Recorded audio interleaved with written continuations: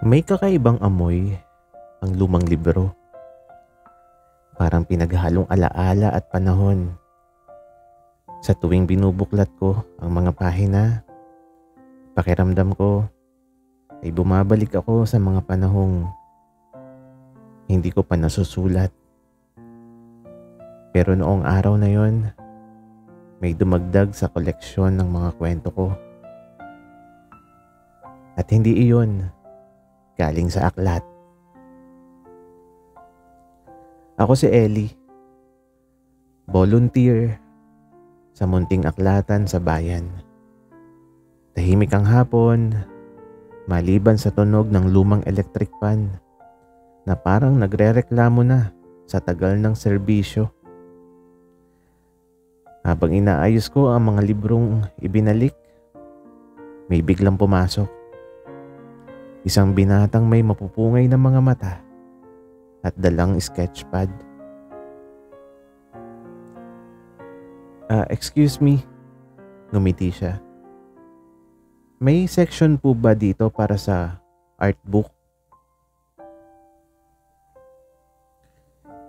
Hindi ko alam kung dahil sa init ng panahon o dahil sa ngiti niya, pero para akong nabilaukan sa hangin.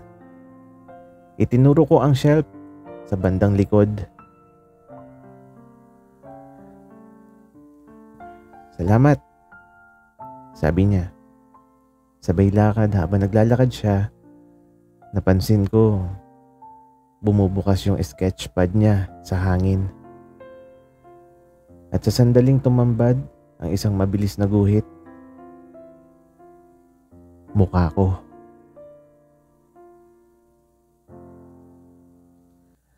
Napakunot ang noo ko. Bakit mukha ko yun? Hindi ko na siya tinanong, pero mula nun, parang gusto ko nang malaman ang bawat pahina ng kwento niya. At kung bakit ako ang laman ng guhit niya. Sa bawat istante ng aklatan, may nagtatagong kwento. At sa araw na yun, natagpuan ko ang kwento na baka sa akin pala magsisimula.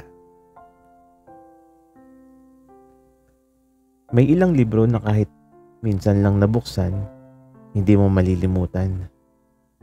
Ganun ang pakiramdam ko nang muli ko siyang makita sa parehong aklatan. Isang linggo na ang lumipas mula noong unang pagkikita namin ni Noah.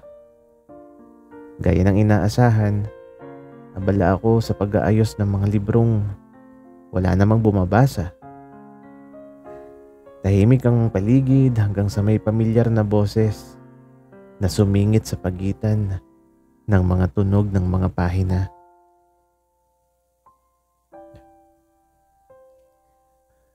Hi, ikaw ulit? Nilingon ko at ayun siya.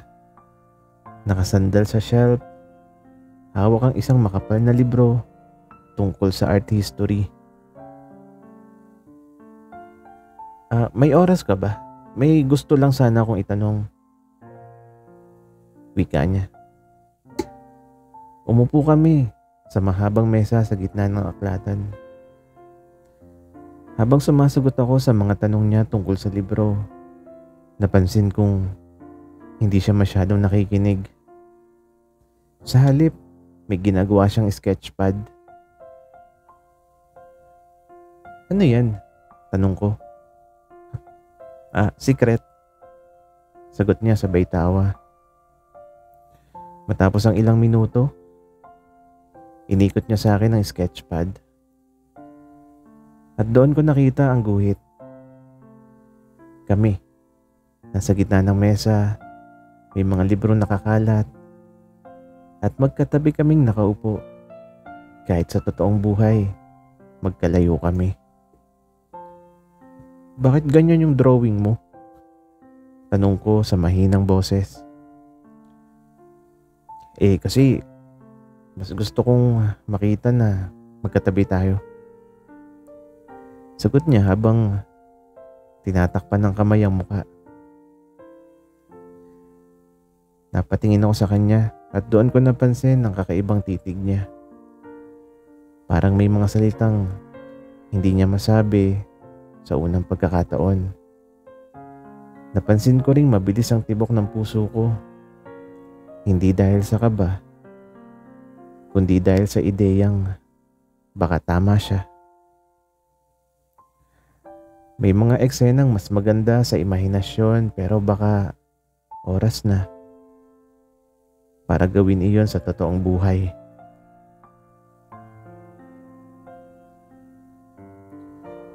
May mga sandali na hindi mo planado pero kapag nangyari, parang itinadhana. Biyernes ng hapon, medyo mas marami yung tao sa aklatan kaysa sa karaniwan. Dumating si Noah. Dala pa rin niya yung sketchpad niyang hindi ko pa rin masyadong nasisilip. Nasa reference section ako. Inaayos ang mga makakapal na encyclopedia nang lumapit siya. Uy, Ellie. Tulungan mo naman ako hanapin yung libro tungkol sa Japanese ink art. Sabi niya, ngumiti pa. Sabay kaming naghanap sa pinakamataas na shelf. Medyo mahirap abutin kaya inunat ko ang kamay ko. Pero ganun din ang ginawa niya. At doon, nagtagpo yung mga daliri namin sa mismong hawakan ng libro. Parang biglang huminto ang oras. Ramdam ko yung init ng kamay niya kahit saglit lang yung pagkakadikit. Napatingin ako sa kanya at nakita kong nakangiti siya nang may halong hiya. Sorry. Bulong niya. Pero hindi niya agad binitiwan ang libro. Ayos lang. Sagot ko naman. Pero sa loob-loob ko, ramdam ko pa rin yung kakaibang kuryente mula sa simpleng hawakan na yun. Pagkaupo namin sa mesa, inilapit niya sa akin ang sketchpad. Sa pahina, may bagong guhit. 2 kamay na magkahawak habang may libro na nasa gitna. Sa gilid ng drawing, may maliit na sulat. Some pages are better read together. Napatingin ako sa kanya. Hindi na siya nagsalita pero ramdam ko na mas may ibig sabihin ang guhit na yon kaysa sa mga salitang kaya naming sabihin. May mga pahina na nagtatagpo ng muling hindi inaasahan. At sa totoo lang, ayoko na yatang matapos ang kabanatang ito.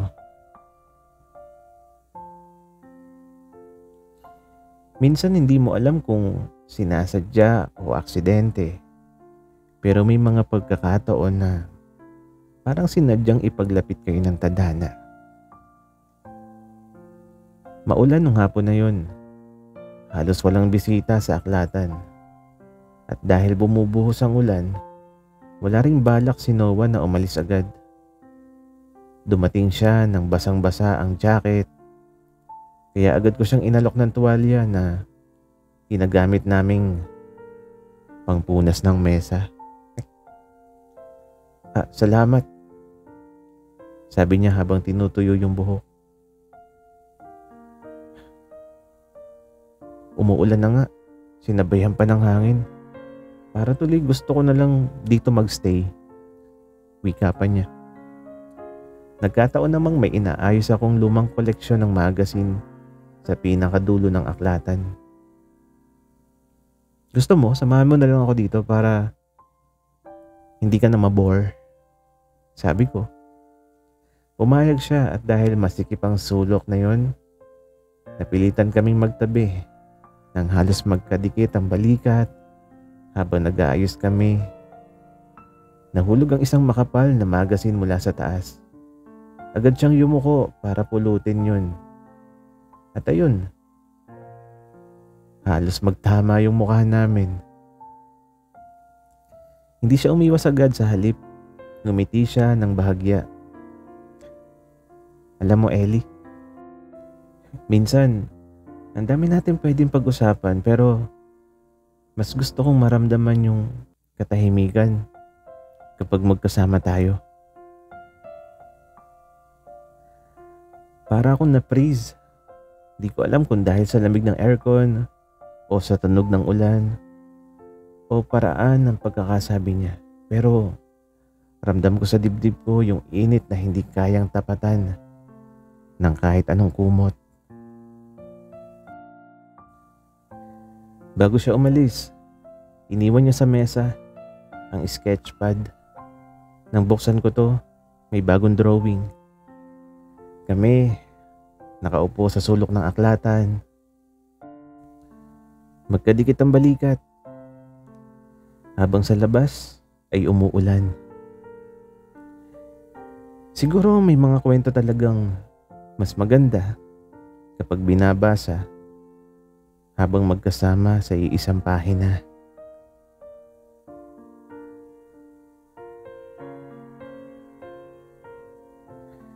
May mga kwento na natatapos sa huling pahina. May mga kwento namang nagsisimula doon. Muling umuulan nung araw na yon. Parang sinasadya ng panahon na magbalik ang lahat ng alaala ng mga kahapon naming magkasama sa aklatan. Maaga akong dumating para mag-ayos. Pero ilang minuto lang, pumasok na rin si Noah. Naka-hoodie siya. May dalang maliit na paper bag. Para sa'yo, sabi niya. Iniabot niya yun sa akin. Pagbukas ko, isang bagong kwaderno na may makapal na papel sa loob. Para makapagsulat ka rin ng sarili mong kwento o diary kung gusto mo. Wika pa niya. Natawa ako. Tapos sabi ko, bakit mo naman naisip to? Umupo siya sa harap ko. Hawak-hawak ang sketchpad niya. Kasi sa dami ng ginuguhit ko, napansin ko, ikaw na lang yung lagi kong gustong ilagay sa pahina. Pero ang totoo, mas gusto ko sanang makita ka hindi lang sa guhit, kundi sa totoong buhay. Sa tabi ko, araw-araw. Natigilan ako, hindi ko alam kung paano ko sasagutin agad. Kaya, ibinalik ko na lang ang tanong. Sabi ko, sigurado ka ba? Halos sa aklatan lang naman tayo nakikita. Ngumiti siya, yung tipong simple pero puno ng pag-ibig. Di gawin natin tong aklatan simula ng kwento natin. Wika niya.